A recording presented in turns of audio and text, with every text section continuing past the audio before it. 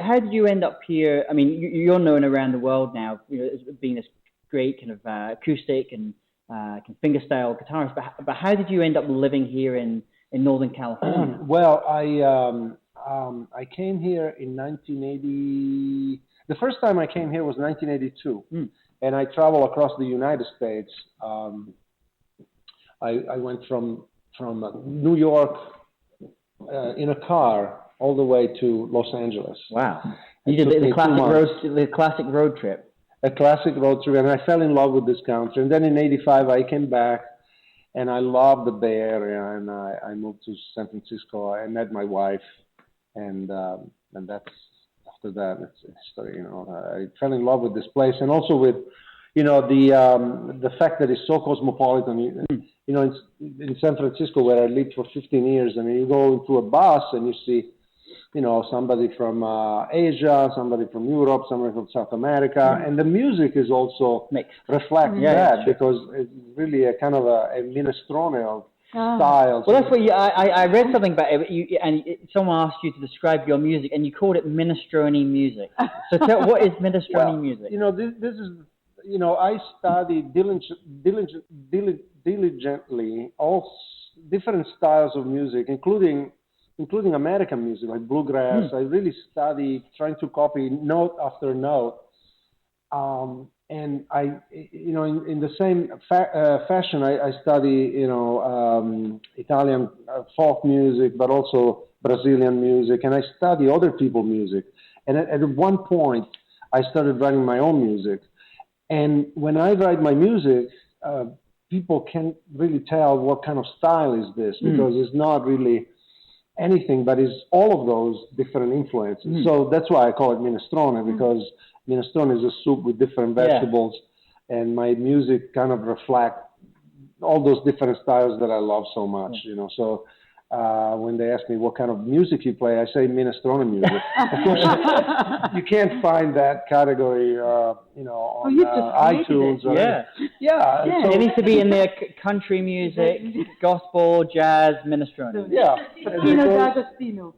And so that's, it's kind of funny because when they ask me what style do you play, I can't really answer that question. I let other people answer for me. That's interesting because the style is obviously your trademark as well, the way that you play and all your influences. But you also compose as well. So, but in the process of composing, do you tap into life's experiences for those influences in amongst your style? No, that's a very good question. Most of my music is really. The process of writing my music is very instinctual, and so of course the emotions and the places that I visited, people that I met, people that I love, people that I hate to inspire me sometimes. Yeah, absolutely. But and then from an emotion, then you convey that into music. So it's definitely the technique that you acquire, but also mixed with the emotion and what you put into the music. It really should reflect your soul, really. And that's what I like to think. When I play my music, I like to put myself into the music, and sometimes you can connect to an audience because they feel those emotions as you play. And so you're the listener and the player at the same time, in a certain way. And I saw there was an article I was reading about you where you talked about how you were very keen on taking all these different influences. And so, if you only have, basil, olive oil, and, you make a certain type of dish. Yeah. But if you have, you can work with many different ingredients as you create a different type of dish. And so you seem to pick up a lot on that connection between music and food. And it'd be interesting, so what's your take on all of that then? Well, I love to cook. And it's my passion. And I feel that there's a strong connection between music and food, because it's kind of it's flavors, that you put. You can play, certain styles and add, some embellishment that change the whole perspective of that piece. And that embellishment is comparable to when you put, basil or garlic into your, your pesto sauce, So you have to be careful how to, the doses of those ingredients, because you can create a very bad minestrone. There's a lot of bad minestrones out there. Yeah.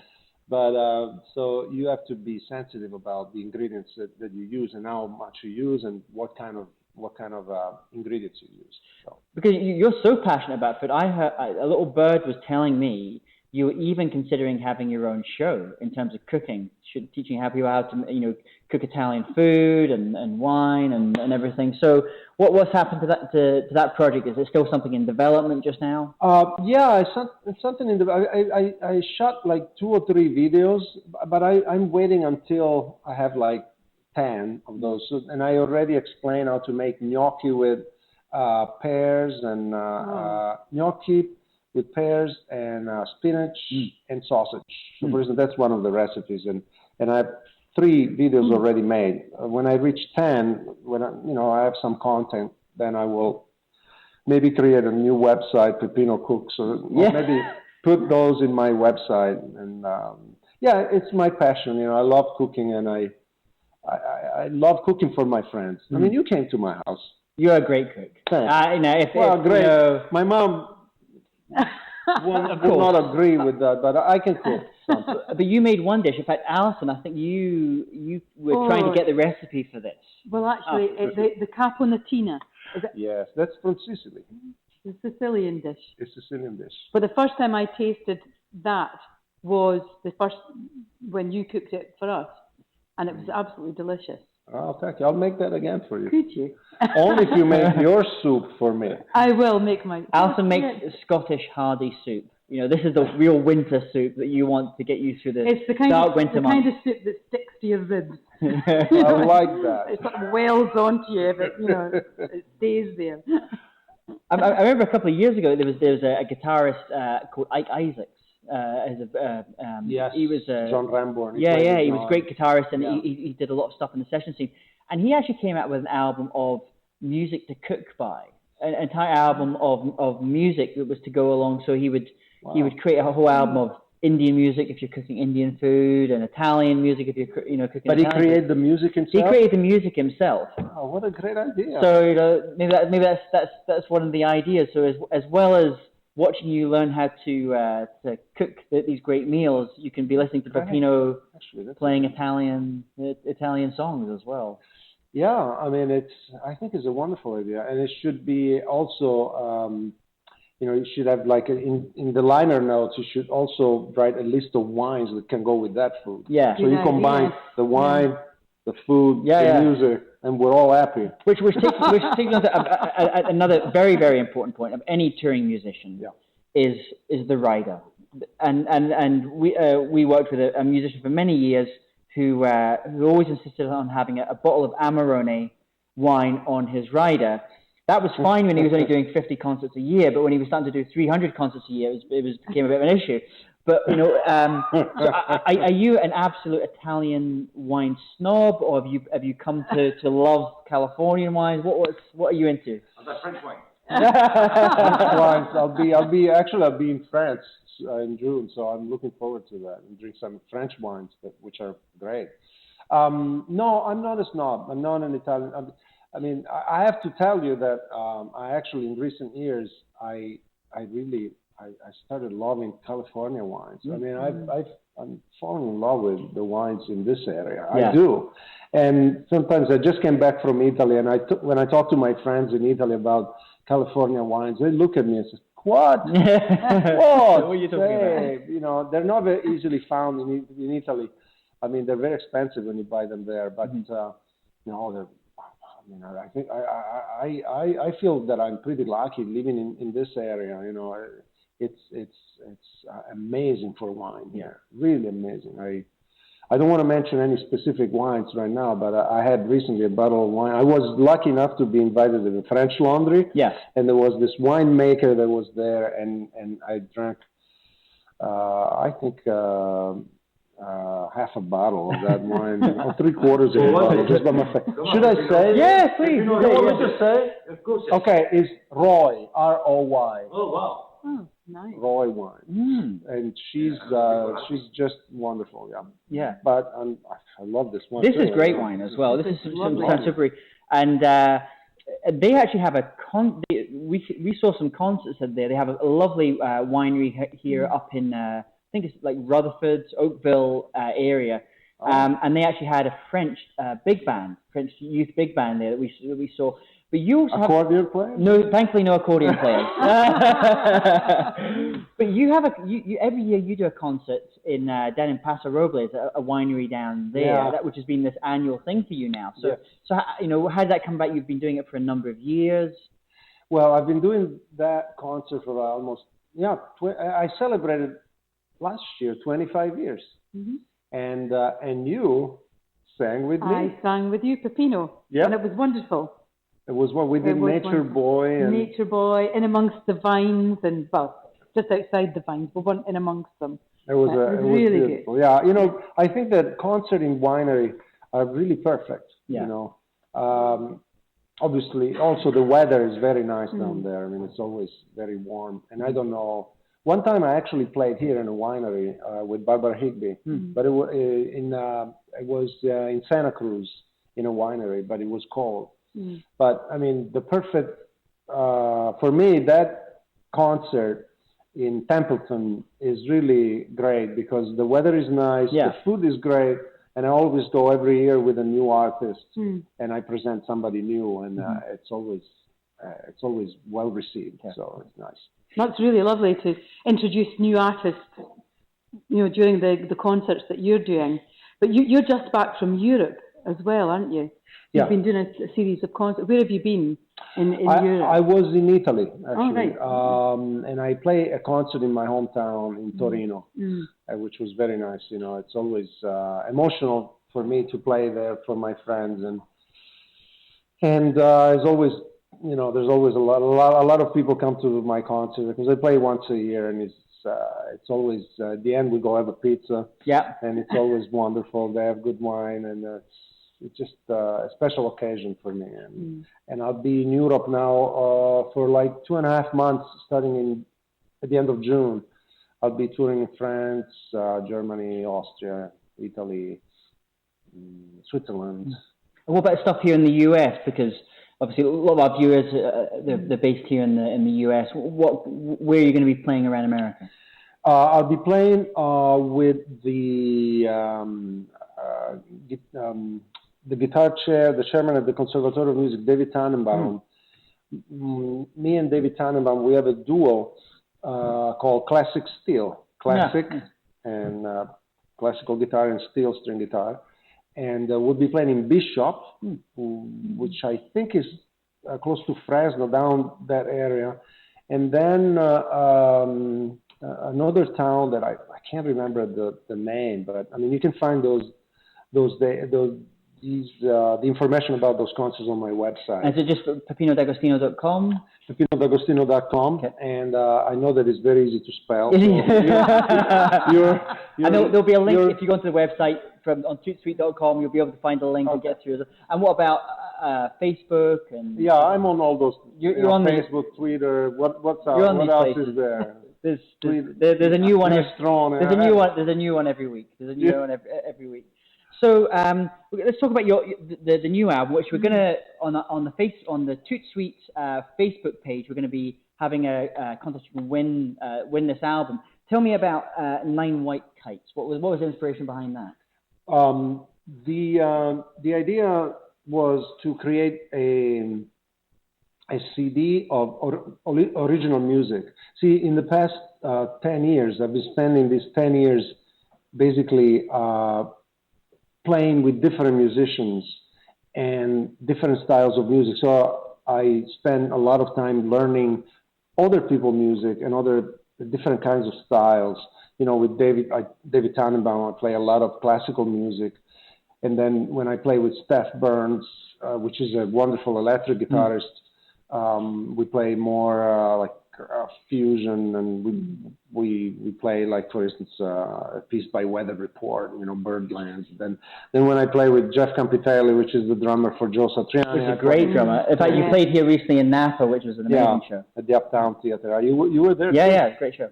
And then when I play with the Pacific Guitar Ensemble, we play Mozart and Bach. So I spent basically from year 2000 up to 2010 playing other people's music and absorbing different styles.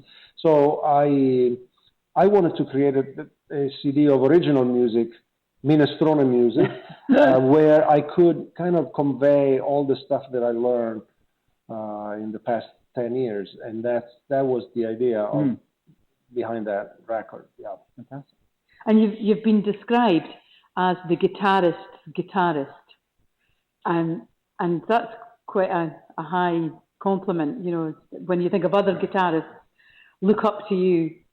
You're influencing other guitarists. Well, no, that's very sweet. But I keep myself in check because there are guitarists out there, including, can I say it? Your father, which it's a different league of musicians, so I have my inspiration. But it's nice if my work inspires other guitarists. But it's also important to always feel like a student and always, feel that you have to learn things. So when I hear that guitarist, I mean, it makes me feel good. But at the same time, I'm also very aware of my limitation and what I can learn. So. But guitar is one of those instruments. It's a great instrument for being able to. Often, if you go to a guitarist show, you'll and I've seen this with many shows of like even fingerstyle or acoustic classical players.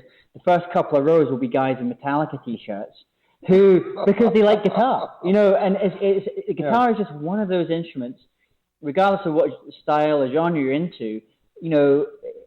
If I'm a guitarist, I'm playing rock guitar or classical, I can learn something from you, and likewise, and that's kind of a little bit different from a lot of other instruments, I think, where maybe they're a little bit more cautious about sharing things. Yeah, in general, I found that the guitar community is a community of musicians willing to share their knowledge. In general, is like that. Although there are a few exceptions, but they're very few. Yes. In fact, you can recognize guitarists in the audience because usually they look at you and they're like this. They never smile. And then they're trying to capture or get that trick that you do. But it's cool because every one of us out there, we have our own style, and there's always something to learn from one another. Yeah. I remember touring with Martin Taylor and watching him playing and really learning a lot from him and Tommy Emmanuel, of course, and watching Frank Vignola and Pierre Benzoussan. It's just a never-ending. Everyone have their own little tweaks, and it's good to learn a few things because it's impossible to really master this instrument, really, because it's like what Ravi Shankar said about the sitar. I feel the same about the guitar. It takes 3 or 4 lifetimes to really get a grip of what it is, really. And but everybody contributes to this wonderful instrument. Well, we do have a Twitter question for you, Peppino. I've been studying back there. Yeah. Anyway, this is from a friend of ours, a new friend to ToutSuite and to 5 o'clock somewhere. And the question is, what is the relation, do you think, between slow food and Torino and your music? Because there's a verse of slow food, and my right? music. Okay, I think, but I hope I'm right. But this slow food started close to Torino in a little town called Bra, B-R-A, and so the connection between me and slow food is that I was raised basically in Torino. I spent most of my life in Torino, or close to 20 years. And so definitely, I remember when this movement. Well, this is the thing that if you go in certain restaurants in that area, you sit down and you know that you have to spend 3 hours there. Yeah, you know that. That's the way it's. But when I was living there many years ago, this idea of slow food, it was not like a movement called slow food. You knew that by going there, it was all organic food, sure. and it takes time to really cook a dish with fresh ingredients. So I grow up going from time to time to those places, and so I do appreciate that. So I feel that there's a strong connection with slow food, and the music. I think the connection between Peppino, slow food, and music. I can tell you one thing. I think it's very clever. Sometimes I'm clever. I think that some of the songs that I like the most that I wrote are slow. Are ballads, slow tunes. So right there, slow food, music, and me. So there you go. I think it was a clever answer. I hope you like it. Yeah. But that's very observant because you talked, the slow food thing in Italy and also in France as well. It's just going for a meal where that taking time over a meal, conversation is probably something maybe here in the US. You can give a name because it's maybe not what the usual thing where you're just grabbing a sandwich and you're kind of moving on. Yeah. But I always get a sense, and it's lovely when you see this in Italy, and I've seen it in France and in many other European countries, where you have all the generations of a family will be sitting down together, eating a meal over many, many hours. Right. And no one gets drunk. Well, very few people get drunk. You got it wrong there, my friend. Okay. At least not in my family. You have high tolerance. Not in my family. In my family, we have those big, dinners, 40 people in this big room, and pretty much everyone gets drunk, except the little kids. Okay. They have a little wine. Explain to me, because I'm always a little bit unsure about the digestivo after the meal. Oh, I love the way you said the digestivo. That's a Scottish way. No, in Italiano, it's digestivo.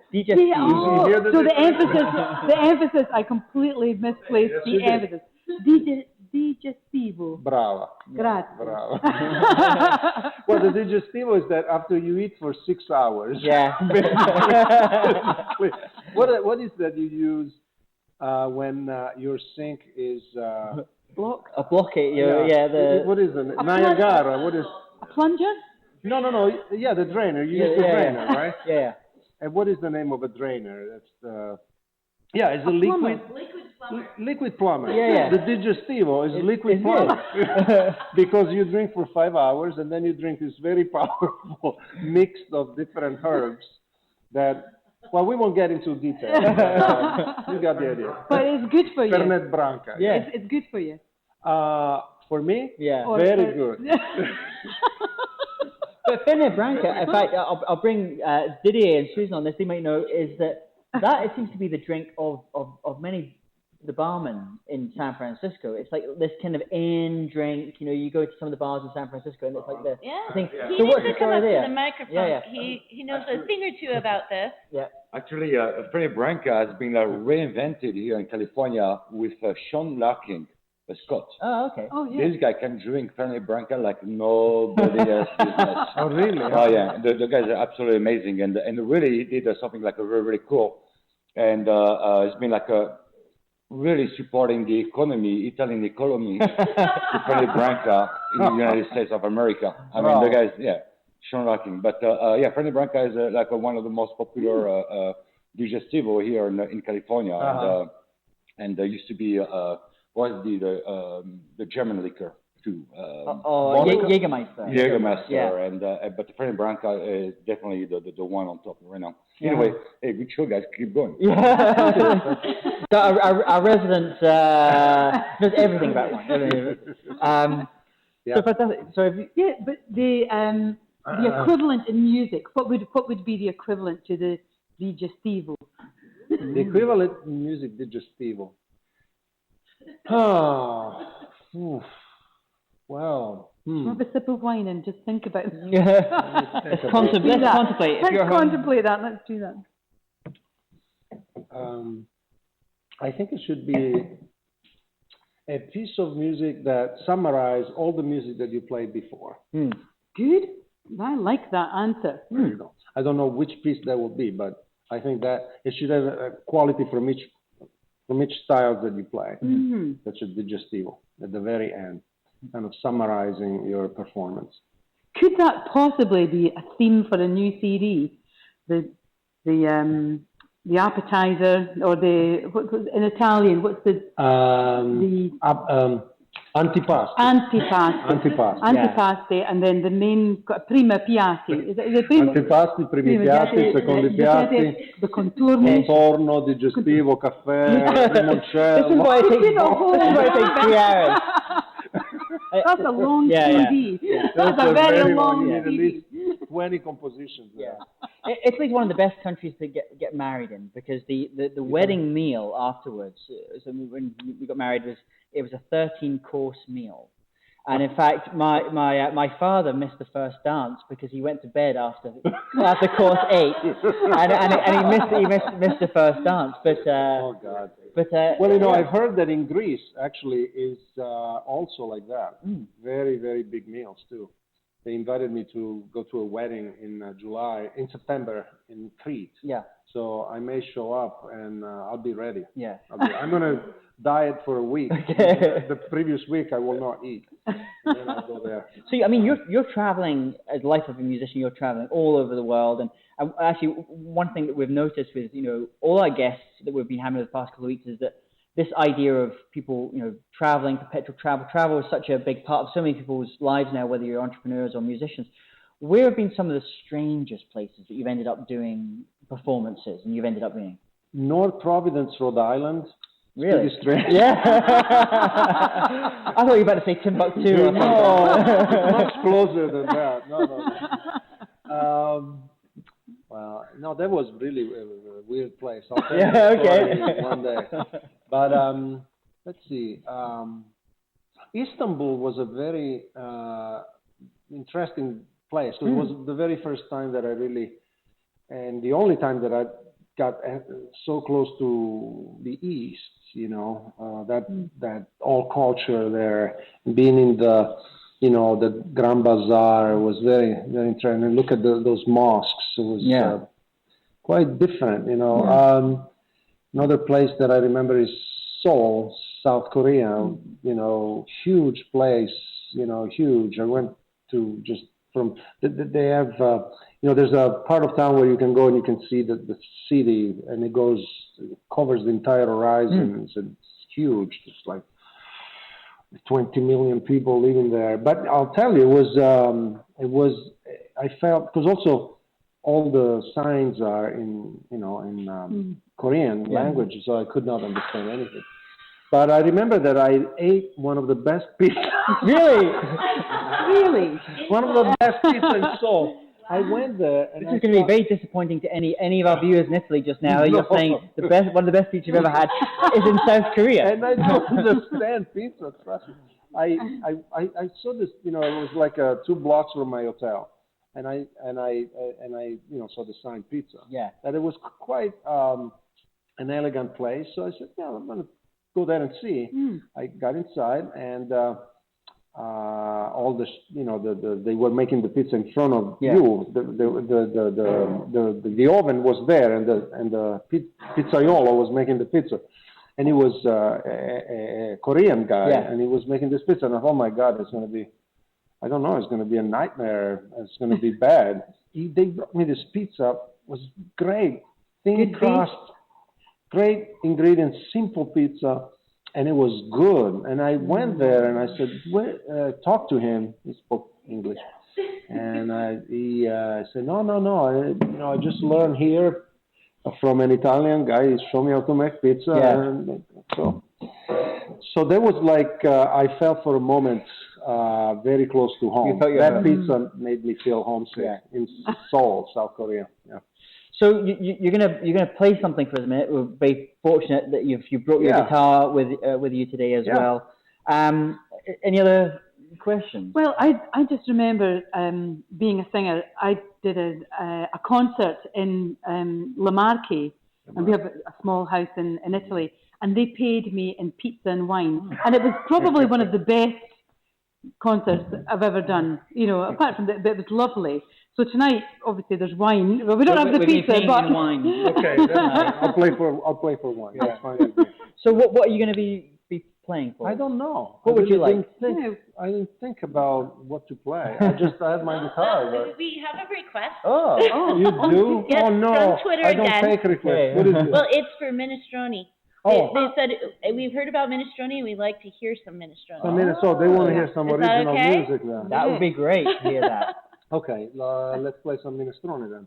I have to get my guitar. You get a guitar. Okay. While you're getting the guitar, please more questions on Twitter. Our Twitter handle is @ToutSocial, and I think our Twitter handle. So I always forget this part. It's one of those things, like we came into the internet business just about a month ago. Yeah. And so all the Twitter handles were taken. Yeah. But so we got 5 o'clock summer with the number 5, and you spell out IVEO Club. That's it. And that's, everyone's going to be talking about it in their living rooms, and it's going to be like a household name very soon. If it isn't already. I mean, you guys know what to do. We've been getting tweets. That's great. So we've been getting mostly admiration, but a couple questions too. Great. And myself, I have a comment. Peppino, like some other guests coming and friends here in Napa Valley are saying, like, my mom is the best cook. Yeah. So I think like what we should do is maybe like bring the moms on the show and do a little cooking competition. This could be very dangerous. Oh. My mother has a black belt in cookery. She is a very bad cook. She is a great reheater of food, but a very bad cook. Although my grandmother is great. But it was your mother. She's great. I mean, I love it now. What was her favorite thing that she used to do? Nothing. I mean, it's just like everything is based out of like a duck fat and butter, and I just love it. And when I cook, people seem to like it, and that's really my origins of cooking. Yeah. And slow food, of course. Yeah. It's funny, like slow food is really American because in Europe we don't talk about it. It's just called food. Yeah. I mean, it's strange. So maybe that could be something. If you're watching at home just now, tweet us or put it on Facebook what your favorite dish from your mother was, and we'll put it up on the site as well. That's right. Maybe we'll try to do it. Yeah, and maybe we can try to recreate. Yeah. It's like a cook-off. Yeah. What's interesting, we invite the person to come up here. Yeah. And we try to recreate it and see I think my mother's would be Pop-Tarts. I'm not sure if that's. I'm sorry. So we're going to have Peppino play a number for us, and this is a beautiful guitar you've got here. Tell us about the guitar that you're playing. My guitar is a guitar that I designed. Oh, really? With a luthier Robert Godin nice. from Canada, and I took like 2 years to come up with this instrument, and it's a guitar that is slightly different from other acoustic guitars because the neck is wider than other guitars, and also the head. It's very thin. It's very thin because I use a lot of open tunings. Okay. So as you notice, the strings go straight to the tuning machines, and it keeps the strings more in tune. Fantastic. So. So what are we going to hear? Maybe is there a story behind? There's always a story behind all your tunes. So what's the story about the piece you're going to play for us now? Well, it's the title track of my CD, and it's called 9 White Kites. This is it. Yep. So that's the story. Great.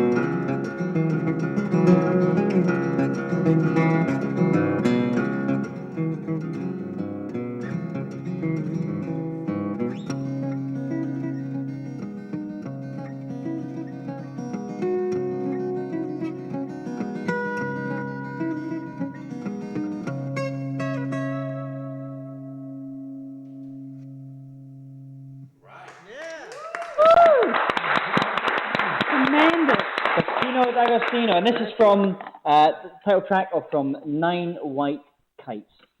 So I think we've just got about another couple of minutes before we finish up the show. Any other questions? Any questions from our guests? I was just knocked out by that tune. It was so lovely. Thank you. Yeah, I just loved it. It's Minestrone. Minestrone. Yeah, I mean, there's a little bit of Brazilian rhythm there, but there's also some kind of new age, but there's also, I don't know, it's melodic. Yeah. I don't know. There's different elements. That's how my music comes to me. Yeah. Yeah, and Minestrone. Minestrone. And you have another interesting project which we haven't spoken about yet, and I'd like to tell the viewers about, which is with a number of different guitarists, classical guitarists from the conservatoire in San Francisco. Tell us a little bit about that project. Well, me and David Tannenbaum, the chairman of the conservatory, created this group called Pacific Guitar Ensemble. And this group is a group of 8 guitarists, and we play classical music and also minimalist music and original music, and all together. And so it's very much like a classical guitar concert. We sit down in a semicircle with the music in front of us and we play. And but we also, talk to the audience, and we inform the audience about what the music is about. And we actually have a concert in one of the most beautiful venues in US coming up at at Sonoma State University. It's called the Green Room. Yeah. And it's apparently is a new concert hall. And Yo-Yo Ma played there recently. I think Lang Lang was a consultant on it, and actually the great pianist Lang Lang, he did all the audio, making sure that the acoustics are good. And so we'll be playing there, and it's something that I'm looking forward to it. Because normally classical guitarists they have a reputation as being a little bit snobbish and not playing with other styles of guitar. So how have you managed to infiltrate the walled garden of classical guitar music? Well, the way that happened is because I played a concert in 1998 in Germany in a place called Schondorf. And this is a concert where they present different styles of guitar playing. And they knew that me and David Tannenbaum were living in San Francisco at that time. And so they told us, we'd like to invite you both, but we have one condition. condition, which is that you have to play together. And that's how this whole thing started. He showed me some Bach music, and I showed him some original music, and it started that way. And then through David Tannenbaum, I got in touch with all those classical musicians, and it's true that quite a few of them are not the one that I know, but in general, in the classical guitar world, some of those guitarists are snob and very much kind of they just want to do their own thing. But there are, especially the new generation of classical players, they're very open to ideas, and so the idea of incorporating steel string was very attractive to them, and that's how this happened. Fantastic. Yeah, thank you. So it sounds like you're on the start of music spreading out in terms of the different genres and a different approach to classical music, and for younger players coming through. Yeah, in fact, at the Conservatory of Music in San Francisco, now the class about choro music, which is music from Brazil, classes that the wonderful Sergio Assad is teaching. And they have classes about improvisation as well in classical. I mean, because I think that they realize that in the real world, they need to know more than just simply, Bach. And so David Tannenbaum and other conservatories in the U.S. are doing a good job by introducing new styles and just looking at different perspectives than just the classical music. And that must have an impact on new compositions coming through in the classical world.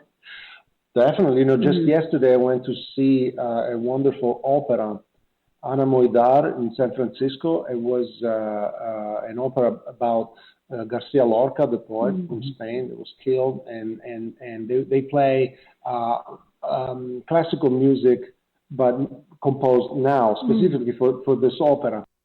So there is definitely, the Minestrone is taking over. Yeah, it's taking over.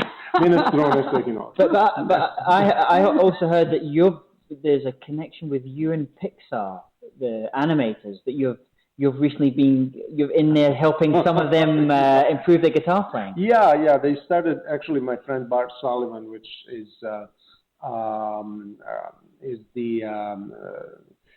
the man that started the Benicia Guitar Foundation in Benicia, works at Pixar. And he started teaching guitar, and he wants to have guests. So he invited me as one of his guests. And it was quite an experience for me to be there and sitting in front of this, audience of experts of computers and stuff. But they, there's a lot, actually, a lot of connection between that world of computers with musicians, And so they were very curious. They had their little guitar, and these people are geniuses at what they do.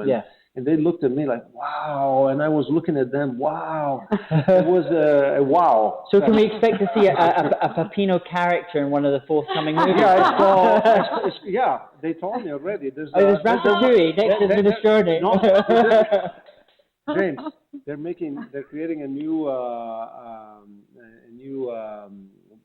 what is called cartoons? No cartoons. Animation. Yeah. It's called Peppino. Not Ratatouille.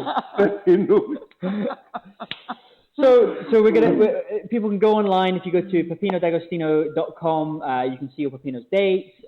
You can get copies of his records. You're on iTunes and download it from there as well. And I'd like to say thank you so much for coming on the show. It's been great having you. Great talking about your music.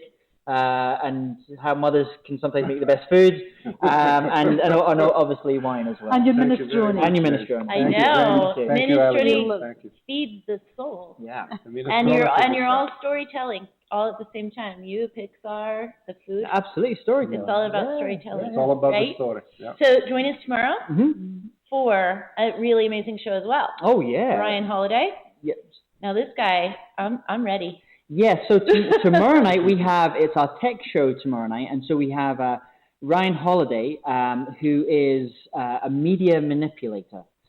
He is the publicist and the spin doctor for American Apparel, and is very good at being very controversial. So I'm sure he'll be kind of controversial, but he's got a new book out called "Trust Me, I'm Lying," which is all about taking the veil off of what actually happens about manipulating the media now in the world of blogs and everything as well.